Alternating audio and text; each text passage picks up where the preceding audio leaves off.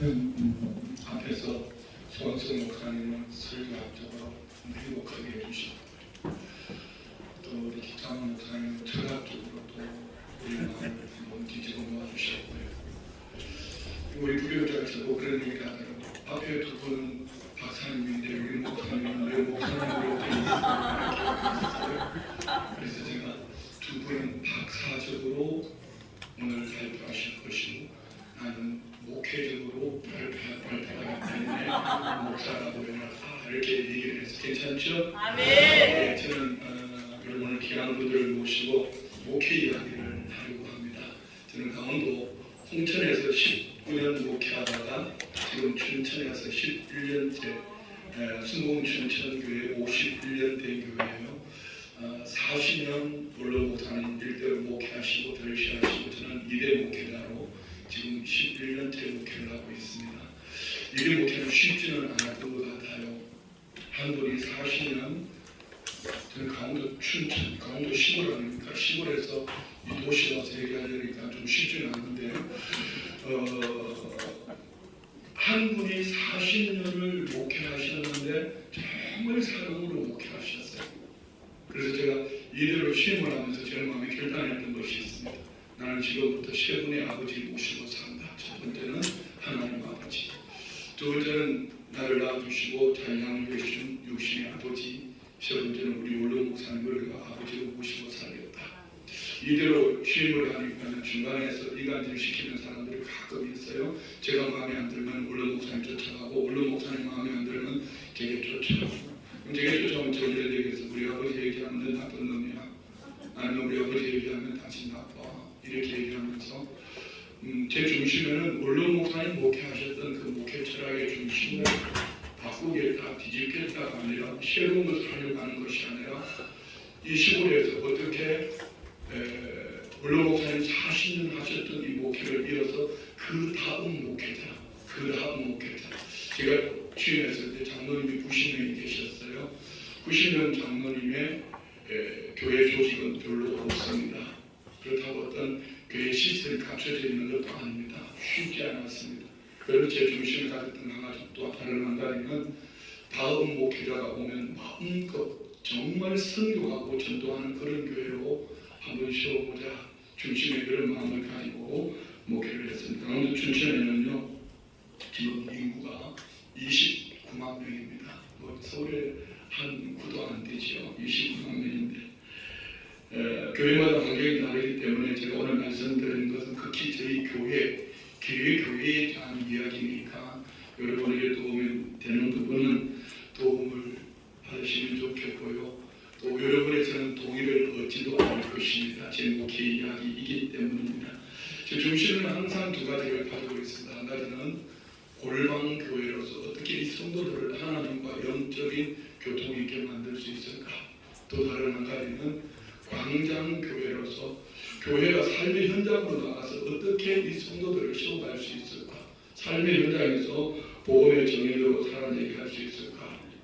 그래서 제 사무실에 가면 칠판이 길게 한 벽면을 가득 칠판으로 되어 있습니다. 그 위에 영어로 이렇게 적혀 있습니다. 패러다임 시프트. 내 생각이 전환점, 내 생각을 바꾸지 않으면 고이게 되고 고여있으면 썩게 될 것이고 더 이상 교회는 교회로서의 사명을 감당할 수 없다. 그래서 시골에 있지만 제 나이가 되고 또 우리 저희 교회 위치가 되다 보니까 연합회 기관의 모든 기관들을 제가 맡고 있을 때가 한 3년을 지났습니다. 그래서 왕성 목사님께서 제가 강원도 기독교 총연합회 대표회장을 하는 동안 참 많이 도와주셨어요. 강원도 기독교 총연합회 대표회장을 하면서 또 성시와 이사장을 하면서 강원시에서 운영 이사장 또 강원도 군선교회 이사장 여러 가지 맡고 있는 한 10개 정도 됩니다. 그렇게 하면서 우리 사무총장님들하고 이런 얘기를 했습니다. 우리 그 포럼이나 어떤 행사가 있을 때 목사님들은 강사로 세우지 않을 거다. 우리 장원일 박사님도 목사님이시지만 저희 지역에 초청을 해서 저출산 문제에 대한 부분 그리고 어떤 그 교회의 공공성, 공적 교회로서의 이런 세미나를 하면서 하면서 목사님들의 생각을 바꾸려고 많이 했고 그것들이 좋은 열매를 맺은 경우도 참 많이 있는 것 같습니다. 제 생각의 전환은 제가 아무리 생각을 바꾸려도 생각이 바꿔지지 않습니다. 펼치는 성경이고 만나는 성도들을 만나는데 어떻게 생각의 전환이 일어나겠습니까? 신문이나 뉴스나 아니면 지역 홍보물 이런 것을 보면서 지역의 소리를 들으면서 세상이 말하는 것이 뭔가, 세상이 지금 교회를 향해서 요구하는 건 뭔가. 사실은 우리는 코로나 팬데믹을 맞이하면서 교회의 위기를 말하고 있지만 탈종교화는 이미 코로나 오기 이전부터 있었습니다. 왜 그랬을까요? 세상은 교회를 신뢰하지 않았습니다. 교회를 바라보는 세상의 시선은 참 아름답지 못했습니다. 예전에 조한성 목사님 한번 이런 얘기를 하신 적이 있습니다. 우리 교회로 보면은 우리 교회 건축을 해야 된다. 건축을 할 계획을 가지고 준비했다가 스톱했다, 캔슬했다. 만약에 건축을 하고 나면 대사회적인 국가적인 일을 감당할 수 없기 때문에 멈추었다라고 말씀하셨던 적이 있어요. 저 동의합니다. 제가 처음에 당회를 할 때 우리 장로님들 90년 장로님들 중에 한 분이 이런 얘기를 하셨어요. 지금 원로 장로님인데요. 선배들은 하시는 말씀이 목사님 우리에게 빚 갚아야 됩니다. 그래서 제가 물어봤어요. 빚이 얼마냐고 물어보니까 13억이 있다고 그러더라고요. 10억이 13억 큰 겁니다. 그래서 제가 이렇게 말해요. 두 가지. 빚 갚으려면 제가 잘못 온 것 같고요. 제가 있으면 아마 빚이 늘어날 겁니다. 하고 3년이 지난 3년 후에 빚이 얼마나 됐을 것 같습니까? 28억이 됐습니다. 그리고 그때에 저희 교회가 논산연구대 진중 침례식을 하는데 한 번에 우리 순복음교단 약 10세를 가지고 침례입니다. 침례를 하기 위해서 침례탕 만드는 것마다 한 800만 원 정도 들어갑니다. 한 번에 5,000명 정도 침례식을 하면 5천만 원 내지 6천만 원이 들어가는데요. 1년에 한 번씩 계속 하다가 한 3년쯤 지났을 때 강의를 하면서 우리 이제 침례식 그만하자고 그랬더니 한 장로님이 손을 드시면서 하시는 말씀이 침례식 그거 연무대 다음 세대에 황금의장인데 해야 됩니다. 빚 갚아야 되지 않습니까? 그랬더니 빚 그거 우리가 특별 헌금할 테니까 해야 됩니다. 장로님들이 생각이 바뀐 것이지요. 그렇습니다. 가끔 우리는 당회를 하면서 그런 얘기를 합니다. 이게 네 겁니까? 내 겁니까? 주님께서 맡겨주셨으니까 우리가 지역사회를 위해서 씁시다. 이렇게 하는데요. 생각이 전환점이 돼야 되겠죠.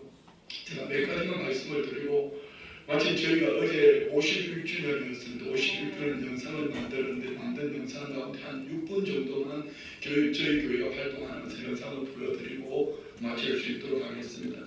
저희 교회는 어떤 대사회적인 운동을 처음부터 이거 합시다 저거 합시다 이렇게 시작한 것은 별로 없는 것 같습니다. 자연스럽게 예를 들어서 우리 춘천에 가면은 25개 읍면동 사무소가 있는데요. 후평상동이라는 동사무소 앞에서 우리 교회 한 교우가 전도를 하고 있는데 동사무소 복지단장 직원이 와서 우리 지금 날씨가 너무 더운데 이 동네 안에 어려운 분들이 많으니까 선풍기 좀 사달라고 선풍기 서는데 하고 뭐 쌀하고 라면을 교회에 좀 후원을 해달라고 제 전화가 왔습니다. 당연히 해야지 해준다고 말씀을 드리라고. 그리고 다음날 새벽에 기도하는데 성령님 제 마음에 그런 마음을 주셨어요. 춘천에는 후평 3동만 있는 것이 아니고 25개 읍면동 사무소가 있다고. 그리고 제가 성도님들에게 말씀을 드렸습니다. 어제 이런 일이 있었는데 나는 카드 있다. 카드가 있으니까 여러분 후평 3동에서 선풍기가 필요하면 우리 춘천에 25개 읍면동 사무소가 선풍기가 필요합니다. 성도님들이 하지 않으면 제 카드로 그렇게 씁니다. 했더니 성도님들이 선풍기를 약 300대를 후원하고요. 많이 더울 때 포도당 그 외에 쌀 라면을 해가지고 춘천시에 기증한 적이 있습니다. 하나는 제가 저희 교회가 얼마 되지 않았을 때요. 한 목사님과 대화를 하다가 이 목사님이 저를 찾아온 이유는 이겁니다. 왜 우리 나와 발이 와서 전도하냐 이겁니다. 그대로 말공개한 것입니다. 왜 우리 교회 앞에 와서 전도를 하냐고 말씀을 하셨어요. 뭐 이런 얘기 저런 얘기를 하다가 제가 그랬습니다. 목사님 참 많이 힘드신가 보다 하고 이런 얘기를 하는 가운데 목사님 그 쌀에 벌레가 나온다는 거예요. 이 쌀을 보관을 잘못하면 쌀 벌레가 나온다고 그랬더니 이분 하시는 말씀이 우리 쌀이 없다는 거예요. 먹을 쌀이 없다는 거예요. 그날 진짜 많이 울었어요. 정말 많이 아팠어요. 그래서 그날 그런 쌀이 없으면 당신 자녀들 공부는 어떻게 시키냐고 물어봤더니 카드를 돌려받기를 한대요. 그 다음에 성도님들이 얘기를 했습니다. 지역에 있는 교회들 중에 쌀이 없어서 그 목사님들이 있어. 그리고 이 카드 빚이 얼마나 물었더니 1,600만 원을 합니다. 성도님들 쌀 가져오세요. 그리고 저 빚 갚아줍시다. 그리고 그 목사님을 저희 간사로 모셔서 그 자리에서 빚을 1,600만 원을 전해드리고요. 쌀을 전해드리는 이것이 시작이 되어서 지금 해마다 지지난해는 20kg짜리 천포 한 번 모임을 하면서 추수감사절에 쌀을 가지고 오라고. 그것이 수년을 지나오면서 아마 지난해는 지난해인가요?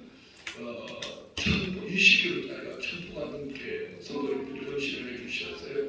이것을 가지고 춘천시에 500포를 나누고 지역에 있는 교회들에게 5포씩 나누고 또 어려운 기관들에게 나누면서 이제 이것이 자연스럽게 사랑의 쌀 나눔 운동이 되어졌습니다. 코로나 팬데믹으로 참 많은 교회들이 어렵습니다. 정말 저도 목회하면서 발버둥을 치고 있습니다. 이 코로나 팬데믹으로 저희 교회가 어려우면 주변에 어려운 분들이 너무 많아요. 어떤 분이 이런 얘기를 하셨어요. 코로나 오자마자 2월달 겨울에 화훼 농가들이 이제 큰일 났다는 겁니다.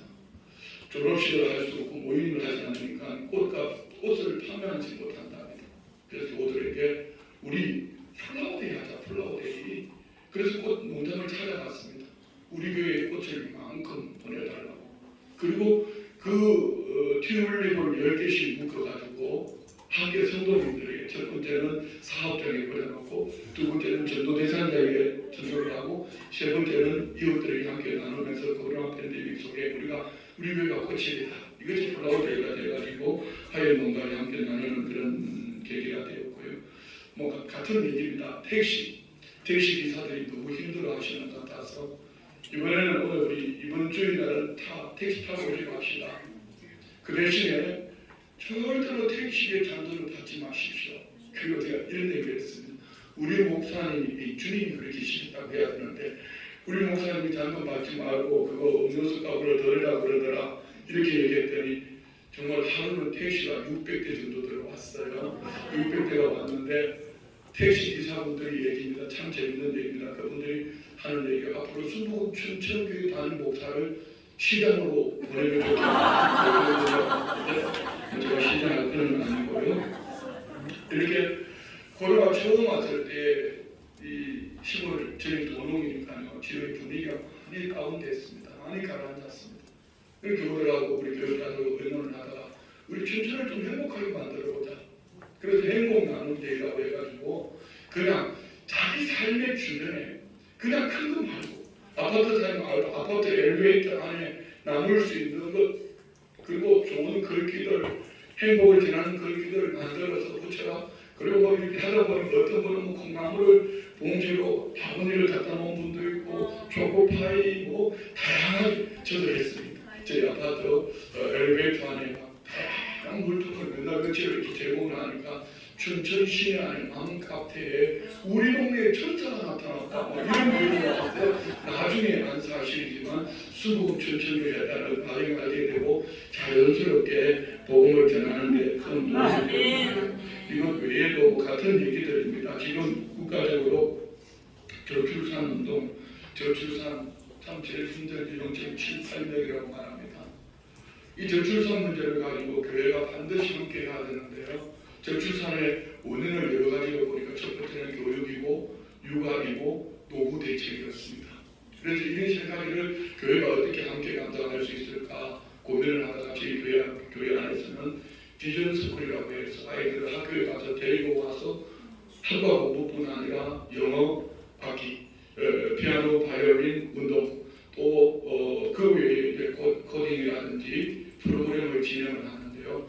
목표가 다시 새로워졌습니다. 글로벌 리더로 세워가는 지금 20개 학교에 약 60여 명의 학생들이 와서 학교는 안 가도 이 교회 비전 서클은 와야 된다고 합니다. 그러면서 지금 요즘은 보면 젊은 세대들이 이렇게 저희 교회를 많이 오셔요. 어떻게 오셨냐고 물어보면은 우리 애들 공부시키고 우리 애들 신앙교육 시키려면은 목사님 수복음 춘천교회가 제일 좋다는 소문을 들었습니다. 뭐 이런 얘기였습니다. 오케이, 재밌죠? 그만해도 되겠죠? 네. 다른 책에 다 있습니다. 책에 다 있고요. 어떤 일이 있었냐면은 춘천에 이제 춘천시에서 한 120억 정도를 들여서 노인복지관을 지었습니다. 노인복지관을 짓다가 보니까 이제 수탁 기관을 선정을 하는데요. 춘천에는 대표적인 대학교가 한림대학교가 있습니다. 한림대학교하고 또 천주교 중앙에서 그리고 불교중앙에 그리고 또 춘천에서 제일 큰 교회 그리고 우리 교회 5교회가 이 수탁을 받겠다고 부분노인복지관 이제 신청을 했는데요. 신청을 했는데 9명의 심사위원들 중에 7명은 순복음 춘천교회가 탁월하다, 2명은 좋다, 만장일치로 저희 교회가 수탁을 받아서 지금 6,000명의 어르신들을 140명의 직원들이 섬기고 있습니다. 네,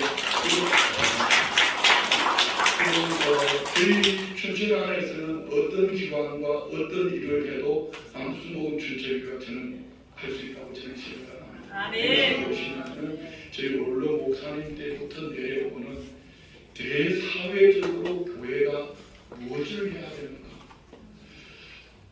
무엇을 하겠다가 아니라 그들의 필요가 무엇인가 늘 눈여겨보고 듣고 교우들로부터 듣고 자연스럽게 시작되어진다는 것이 저희 교회에 지금 일어나는 일들인데 영상 6분짜리 영상을 보고 제가 마칠 수 있도록 하겠습니다. 한번 보시겠습니다.